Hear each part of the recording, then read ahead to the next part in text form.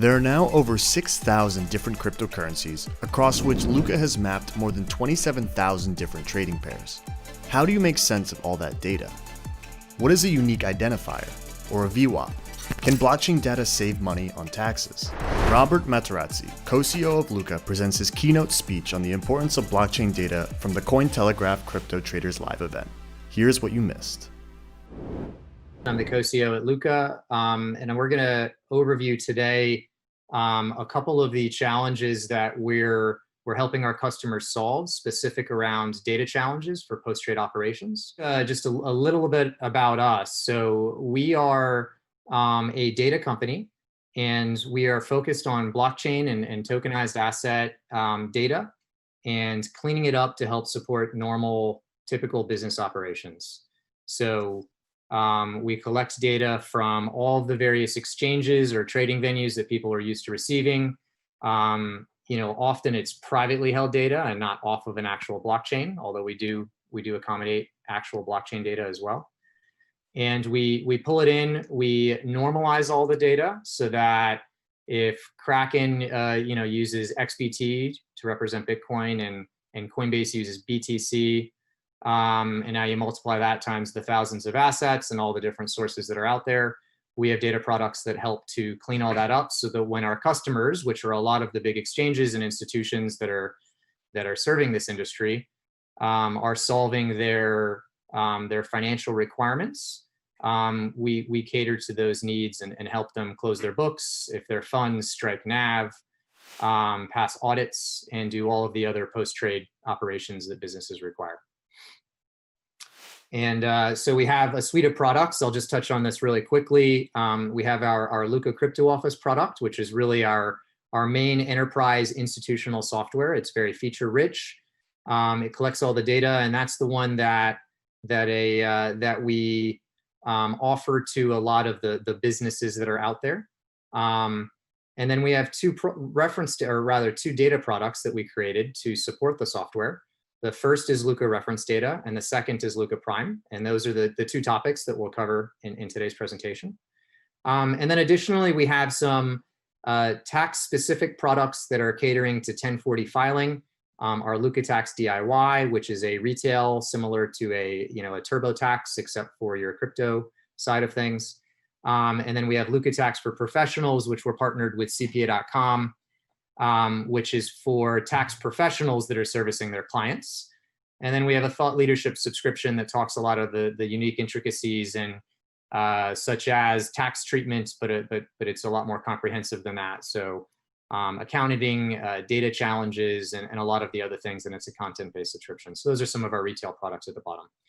Today's focus, though, we thought most relevant, we wanted to cover our reference data and Luca Prime products. And the importance of the challenges that they're solving. And so the first one, why is reference data needed? And for those of you that aren't familiar, I mentioned this a little bit, but there's thousands of crypto assets, as everyone are aware, some a lot more common than others. These are offered on various different exchanges or OTC desks or other businesses that are offering them to all the traders that are out there. But all those exchanges or trading venues get to pick their own tickers and their own ticker symbols. So that creates a lot of complexity when you're combining this, particularly when individuals, in order to acquire some smaller coin, might need to purchase Bitcoin on a large exchange like Coinbase that they bought for US dollars, transfer it to somewhere like Binance to trade for some other coins.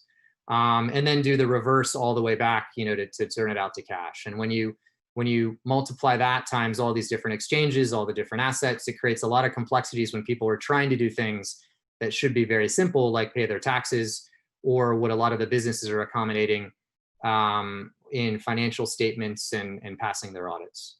And today there are no unique identifiers that are specific across the board. So there's no standard setters that are driving this currently. There's exchanges obviously all over the world that people have access to. And so all of these unique challenges really forced us to create a data product so that we could make our software work. And that's when reference data was created. We were our first customer at first. And now it's very popular among a lot of the large institutions. And so, so our reference data is the golden standard of digital asset data. So we create this master listing of tickers. And really it has, so we have over 80 entities. So an example of an entity would be Coinbase. A second one would be Kraken. An entity could also be a pricing source like CoinMarketCap. We've mapped over 26,000 assets that create the 5,000 plus unique assets across all those exchanges. Over 10,000 unique trading pairs. We have, additionally, we've recently added over 27,000 derivative ticker symbols to our reference data as well to accommodate that. And then we can, so we incorporate this into our software, but also institutions or businesses can license it to us as a direct data feed through something like an API or flat files, or all depending on their requirements. And if we, here's an example of some of the tickers that are out there. So we create a unique ID for each of those assets. And then in the background, we're mapping it to all those various exchanges so that from the customer's perspective, they're just using a single ticker for each one of their assets, and they know Bitcoin is Bitcoin. And this is incredibly important when creating tax lots, particularly with higher volumes of activities where you can take advantage of tax strategies by matching your acquisitions, potentially that you're trading or acquiring on various exchanges. The next product is our Lukka pricing product. So this one is, so when we say pricing, we mean for valuation purposes. So when you have a crypto trade, so Bitcoin for Ether, and often you're charged a fee that's also in a cryptocurrency, it creates some unique situations where for tax or compliance or financial reporting purposes, we need to determine your cost basis or proceeds, so the value of that transaction at that point in time, so that we can do normal tax or financial calculations. And what we do is we will bring in a pricing source. It's very often that services will provide pricing sources such as VWAPs or average prices, but for tax compliance purposes, that's not considered a best practice. And if you're a business and you're complying with GAAP or IFRS, if you're overseas, it explicitly says that you should utilize actual executed exchange prices and avoid things like VWAPs or averages. So those are usually for the pre-trade side of things. And so what we have done is we've created Lukka Prime and a number of other pricing products to create flexibility for these businesses, so they can select from a menu of different pricing sources. They can bring in a VWAP if it's appropriate for what they need. We also have a Lukka Prime product. Lukka Prime uses a unique methodology that's designed to be aligned to GAAP and IFRS guidelines. And what it does is, using a bunch of qualitative and quantitative factors, it selects a actual executed exchange price based on those factors. So for every point in time, you're using an actual exchanged price. So it's selecting one of them from many exchanges that are out there. And that supports all of these tax or audit use cases. We also do custom pricing, so we can create an average based on parameters if a customer needs it, or we can feed in third-party pricing data on a case-by-case as well, just to create flexibility. So that's the end of the presentation. Happy to answer any questions or dive into anything. Great. We have an immediate question from Roger Brown, who asks, why is the Lukka pricing product superior to those offered by a VWAP? Sure, and I wouldn't necessarily use the word superior to be tactful. I would say that it's more appropriate for audit and tax use cases. So specifically, if you're post-trade and you're a financial controller and you're going through your first audit as a business, and you need to value your assets for books and record-keeping purposes, using an executed exchange price aligns to accounting standards, in short. It's also not formal guidance, but in the FAQs, the IRS is stating that you should utilize executed exchange prices. That can be very challenging to do, particularly when you're trading across a bunch of different exchanges. And so these are satisfying all of those requirements, where the VWAPs are very logical for other use cases, in market data and other pre-trade operations. So it's just two very different separate uses, which both are required. Thanks, Robert. I also have a question from my side. Since you are dealing with taxations, I was wondering, are your customers all US companies or also companies based in other countries, other jurisdictions? No, we absolutely do service globally. I'd say we're US based, so we have the majority of our customers are US based, but we absolutely have many customers overseas, and are happy to work with them.